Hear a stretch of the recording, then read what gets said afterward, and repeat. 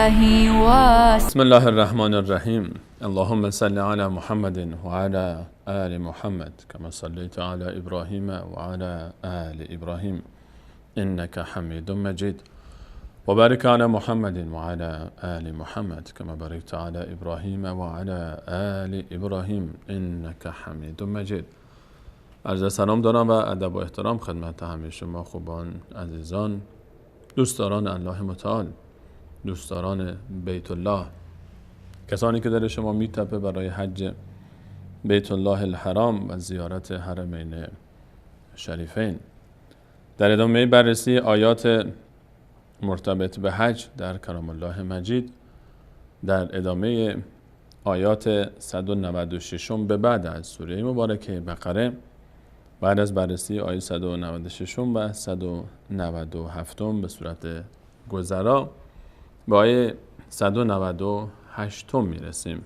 آیه‌ای که الله متعال بعد از اینکه در آیه 196 حکم حج و عمره رو که خالصانه باید فقط برای الله تعالی باشن بیان فرمود و اشاره کرد به احکامی از حج و مناسکی از حج و همچنین اشاره فرمود در آیه 197 به اینکه حج ماهای مشخص و معینی داره و کسی که حج میکنه و حج بر اون واجب هست باید از هر گونه امر منافی با طبیعت حج پرهیز بکنه و اشاره فرمود به مواردی به مانند بحث همبستری با همسر و اون چیزی که منجر به این موضوع میشه، چه از گفتار چه از نگاه ها و حرکاتی که انجام میشه و به عنوان مقدمات این کار حساب میاد و همچنین از هر گونه گناه و تعدی و از جدال و مجادله و بحث با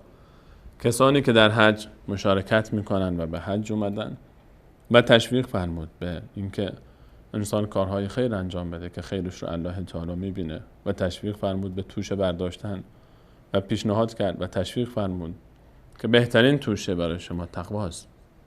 برای کسانی که اهل خردن، اهل لبن، صاحبان مغز، الله متعال از اونها خواست که تقوا پیشه کنن، چون حج تمرین تقواست، حج فرصتیه برای تقوا.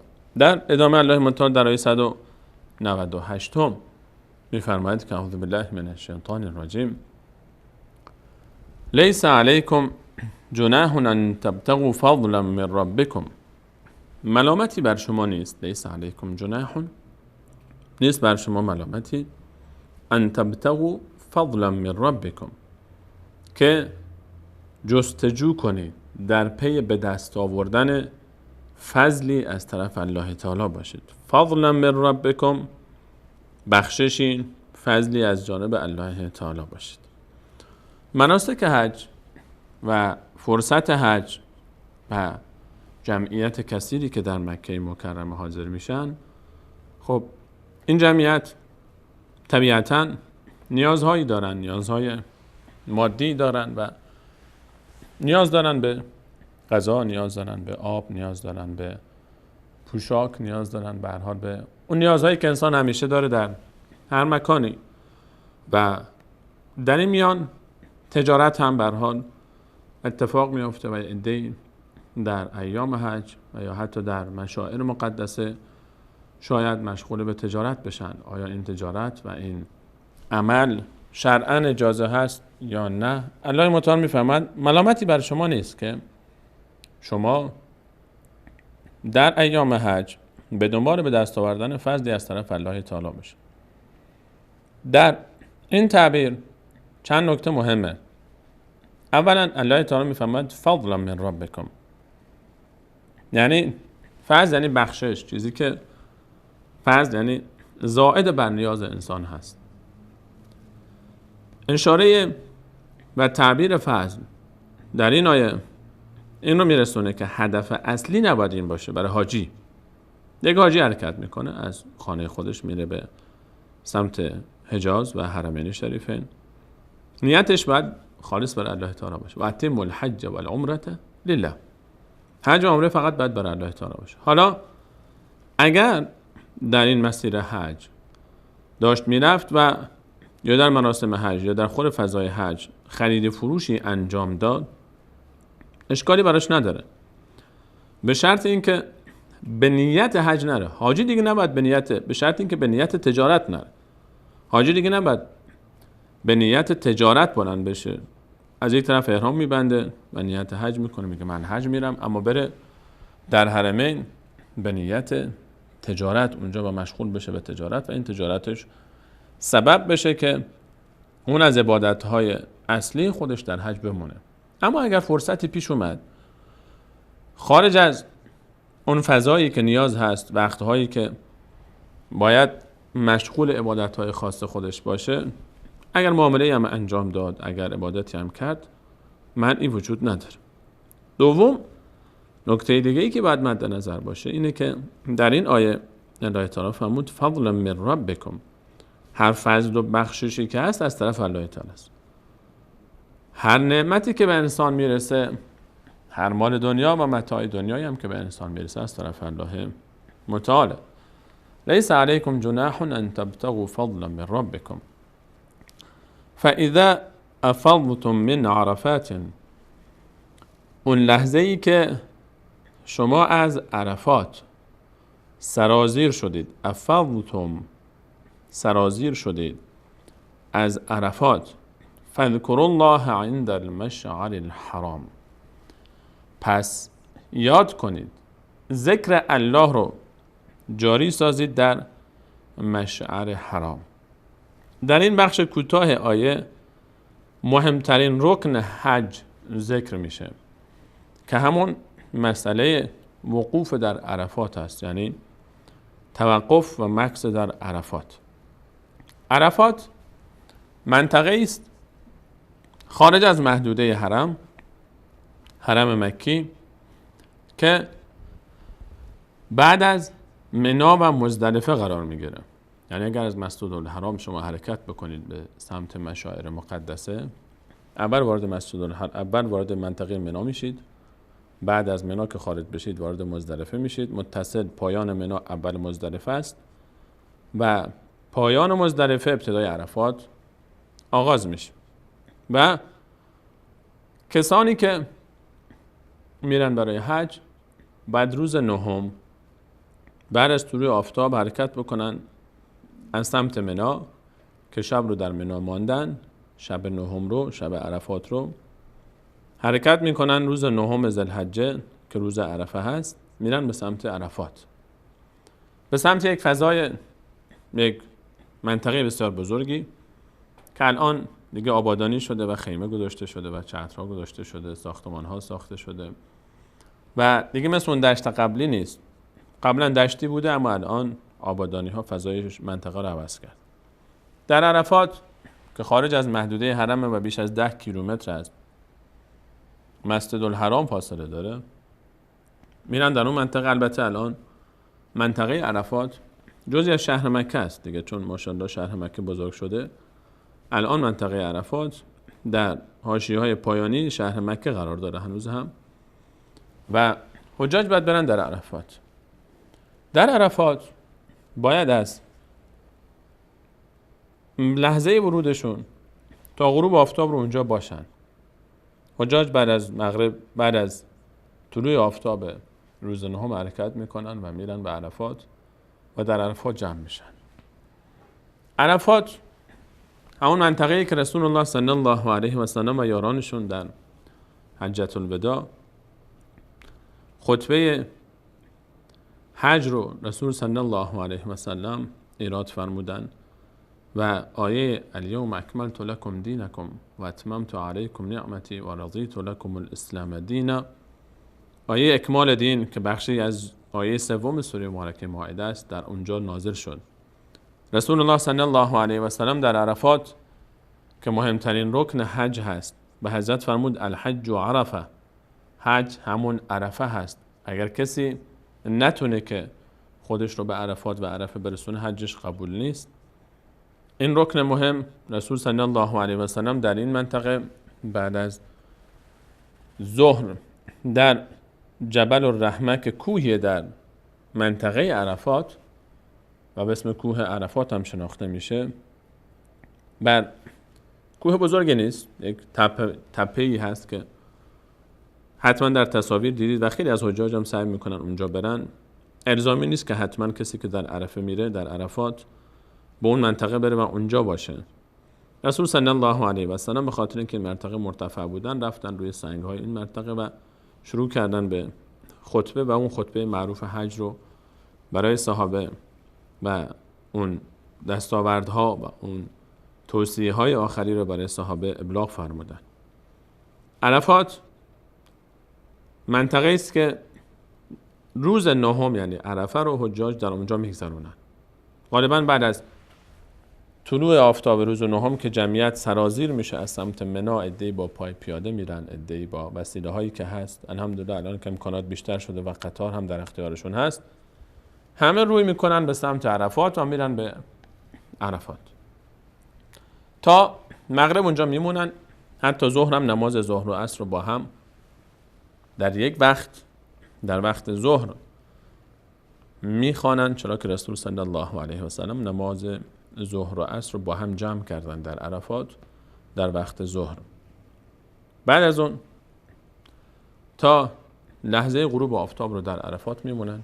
بعد از اون که آفتاب غروب کرد حرکت میکنن به سمت مزدلفه. نماز مغرب رو نمیخونن در عرفات، با اینکه لحظه خروج از عرفات باید همزمان باشه با غروب آفتاب، یعنی شروع وقت نماز مغرب. اما رسول صلی الله علیه و سلم نماز مغرب رو در عرفات نخوندن، گذاشتن وقتی که به مزدلفه یا همون مشعر الحرام رسیدن نماز مغرب و عشا رو با هم جمع کردن در وقت عشا. روز نهم نماز ظهر و عصر در عرفات با هم در وقت ظهر جمع میشه و نماز مغرب و عشا در مزدلفه در وقت عشا.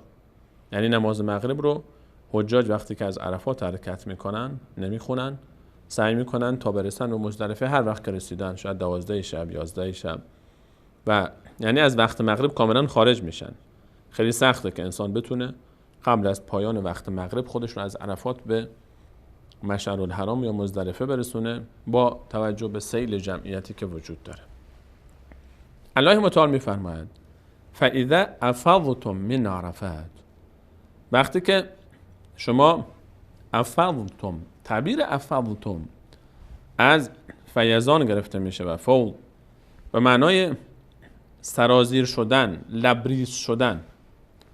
وقتی که ظرف آبی بیشتر از حجمش در اون آب قرار میگیره، میگیم که از این گوشه ها میبینیم که آب میریزه، سرازیر میشه و به تعبیر عربیش میگن که این الان فیضان کرد، فاضت، یعنی این که سرازیر لبریز شد. تعبیر قرآنی اینه که وقتی که از عرفات لبریز شدید، وقتی که سرازیر شدید، این سیل جمعیت در عرفات که انسان میمونه که این جمعیت از کجا وارد میشه، جمعیت چند میلیونی در شهری که فقط 12 ساعت بیشتر در سال جمعیت این چنینی رو در خود نمیبینه. در بهترین روز سال علل اطلاق که روز عرفه بهترین روز سال هست، حجاج در عرفات می نشینن و روزه هم نمیگیرن. روز عرفه بیشتر برای غیر حجاج هست و کفاره یک سال ما قبلش به حساب میاد و تشویق بسیار زیادی شده برای روزه گرفتن این روز برای غیر حجاج، اما حجاج در عرفات روزه نمیگیرن. در عرفات سیل جمعیت وقتی که حرکت میکنه و لبریز میشه، الله تعالی میفرماید فاذا افضتم، وقتی که شما سرازیر میشید، وقتی که این جمعیت لبریز میشه من عرفات، از سمت عرفات. یک صحنه بسیار عجیبی رو انسان مشاهده میکنه وقتی که انسان میبینه یک عده پیاده حرکت کردن، چند کیلومتر راه بین عرفات و مزدلفه، اکثر جمعیت پیاده حرکت میکنن، اکثر این جمعیت چند میلیونی پیاده را میافتن.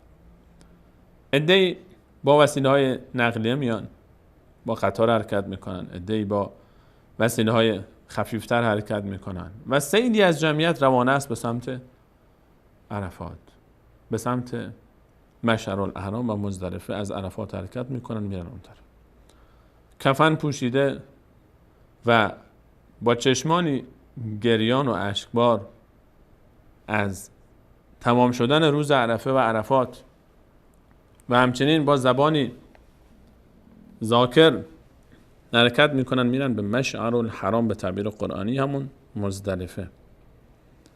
فذکر الله فاذا افضتم من عرفات، این الله تعالی میفرماید وقتی که از عرفات سرریز شدید و سرازیر شدید، پس الله تعالی رو یاد کنید در مشعر الحرام.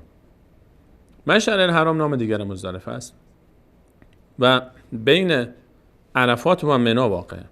منطقه مزدلفه بین عرفات و منی است و شب عید رو، شب 10 ذوالحجه رو، شب عید و قربان رو حجاج در مزدلفه میگذرونن. وقتی که از عرفات خارج میشن میان رو مزدلفه و نماز مغرب و عشا رو در وقت عشا به جای میارن و همونجا شب به ذکر و عبادت و تسبیح و استراحت مشغول میشن تا نماز صبح رو میخونن و حرکت میکنن میرن به سمت منی. بعد از نماز صبح، یعنی نماز مغرب، عشا و صبح رو در مزدلفه میخونن. نمازهای شب رو در مزدلفه یا همون مشعر الحرام میخونن. مشعر الحرام، مشعر یعنی مکان مقدس، از شعائر گرفته شده. الله متعال مزدلفه رو مشعر حرام میدونه و اینگونه تعبیر میکنه از مزدلفه مشعر الحرام. تعبیر حرام برای مزدلفه به این خاطر استفاده میشه که منطقه مزدلفه در حرم واقعه. نهایت حدود حرم، یعنی آخر مزدلفه میشه آخر حرم. حرم مکی، محدوده حرم مکی که بیشتر از نصف شهر مکی مکرمه رو در بر گرفت. الله متعال میفرماید وقتی که از عرفات خارج شدید در مشعر الحرام هم به ذکر الله تعالی و عبادت مشغول باشید و در مشعر الحرام هم حجاج اونجا شب رو تا صبح میگذرونن و بعدش حرکت میکنن به سمت عبادت‌های خودشون و به سمت منی میرن و روز عید قربان که پرکارترین روز حجاج هست و حتی بسیاری از اونها فرصت نمیکنن نماز عید رو بخونن مگر اون کسانی که تونستن تا وقت نماز عید خودشون رو به حرم مکی برسونن و در نماز عید حرم مکی که برای غیر حجاج غالباً برگزار میشه بیشتر مشارکت بکنن. در ادامه الله متعال میفرماید واذکروه کما هداکم. الله تعالی رو در مشعر الحرام وقتی که یاد میکنید به گونه یاد بکنید که گویی شما رو هدایت کرده و این کنتم من قبله لمن الضالین، ولو اینکه شما قبل از این در زمره گمراهان بوده باشید. الان دیگه شما در مزدلفه به نحوی الله تعالی رو یاد کنید که شما انگار یک تولد جدید داشتید. شما عرفات رو پشت سر گذاشتید. شما روز عرفه رو که بهترین روز ساله در بهترین مکانی که در روز عرفه الله تعالی به اونجا توجه میکنه گذروندید. روز عرفه در عرفات، کسانی که در عرفات هستن اینها بیشترین توجه الله متعال به این بندگانش در صحرای عرفات که امروز در عرفات که مهمترین رکن حج، مراسم عظیم و پرشکوه حج برگزار میشه. شما در عرفات بودید، شما لبیک گویان حرکت کردید، از خانه و کاشانه دل کندید و اومدید به این دشت در عرفات کنار هم جمع شدید، ذکر و یاد الله متعال رو میکنید با کفنی که به تن دارید و آماده کردید خودتون رو برای پذیرش دستورات الله تعالی و انجام حج و مناسکش. دعا کردید، ذکر و تضرع کردید. الان که از عرفات سرازیر شدید به سمت مزدلفه رفتید و مزدلفه، در مزدلفه به گونه الله تعالی رو ذکر بکنید و یاد بکنید که شما رو هدایت کرده، ولو اینکه قبل از این شما در هر گمراهی و ضلالتی بودید، اگر گناهی داشتید، اگر مشکلی داشتید، اگر معصیتی داشتید، در مزدلفه الله تعالی رو عبادت بکنید. در آیاتی که مرتبط به حج بارها ما میبینیم که تعبیر وذکر الله در همین آیه 198 مثلا فذکر الله عند المشعر الحرام وذکروه کما هداکم، مقوله ذکر بسیار پررنگه. ذکر الله تعالی یکی از اهداف اصلی حج برای حاجی اینه که خودش رو عادت بده به ذکر الله تعالی. یکی از اهداف و حکمت‌های بسیاری از عبادات اینه که انسان ذکر الله تعالی ورد روز و شبش باشه، تمرین بکنه، عادت بده خودش رو همیشه به یاد الله تعالی باشه، ذکر الله تعالی جاری باشه بر او که فذکرونی اذکرکم. اگر الله تعالی رو انسان یاد بکنه پیوسته الله تعالی به یاد انسان هست. ذکر بسیار مهمه. ما میبینیم که ذکرهای مختلفی در ایام حج، لبیک اللهم لبیک، در ابتدای حرکت وقتی که شروع میشه لبیک لا شریک لک لبیک ان الحمد والنعمت لک والملک لا شریک لک، که سراسر درس و توحید و اعتقاد خالصه. و یا اذکاری که بعد از اون گفته میشه الله اکبر الله اکبر الله اکبر لا اله الا الله والله اکبر الله اکبر ولله الحمد، یا هر ذکر دیگری که در این ایام گفته میشه. همه اینها تمرین است که انسان یاد بگیره که همیشه به یاد الله متعال باشه، زبانش تر باشه به ذکر الله تعالی، به یاد الله متعال. الله متعال در آیه 198 از دو مکان مهم در حج اسم میبره و عرفات رو ذکر میکنه و مشعر الحرام رو، مزدلفه رو. نامش مشعر الحرام است در آیات قرآنی و مزدلفه هم مطلقه اطلاق میشه. و مزدلفه پایان منطقه مزدلفه، یعنی پایانش از سمت عرفات و ابتداش از سمت حرم، محل ارتباط بین محل اتصال مزدلفه و منا، پایان منا و اول مزدلفه وادی به اسم محصر هست، یک منطقه‌ای که اونجا حجاج الان هیچ خیمه اونجا بنا نشده، یک فضای خالی نسبتاً بزرگی هست که اونجا اجازه داده نمیشه کسی اونجا بیاد و استراحت بکنه و یا خیمه بزنه. اون مکان هلاکت اصحاب فیله.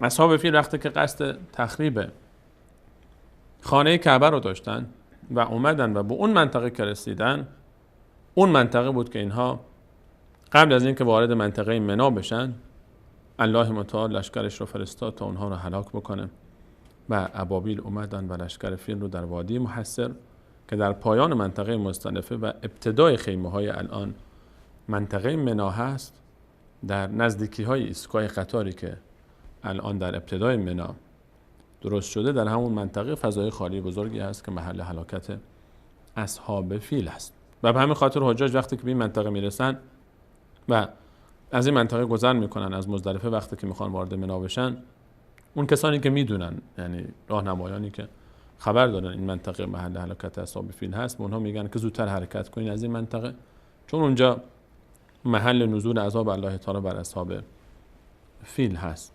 حجاج شب دهم رو به دستور الله متعال و این آیه شریفه و سنت رسول صلی الله علیه و سلم در تطبیق عملی این آیه در مزدلفه میگذرانن. عده‌ای که مشکلات به هر حال بیماری دارن یا ضعف دارن که رسول صلی الله علیه و سلم در سنتش به اونها اجازه داده زودتر برن، زودتر حرکت میکنن قبل از نماز صبح، و عده دیگری نماز صبح رو میخونن و بعد از نماز صبح حرکت میکنن که غالب این گونه است و سنت رسول صلی الله علیه و سلم اینطور بوده. نماز صبح خونده میشه در مزدلفه و حرکت میکنن میرن به سمت منا و دیگر مشاعر که در آیات بعدی به اونها اشاره میشه که ان شاء الله در برنامه بعد در خدمت شما عزیزان خواهیم بود با بررسی آیات دیگری که به بخش‌های دیگر مشاعر حج میپردازه. از اینکه تا این لحظه برنامه خودتون یاری کردید تشکر میکنم و همه شما عزیزان رو به الله متعال میسپارم. الله یار و نگهدارش.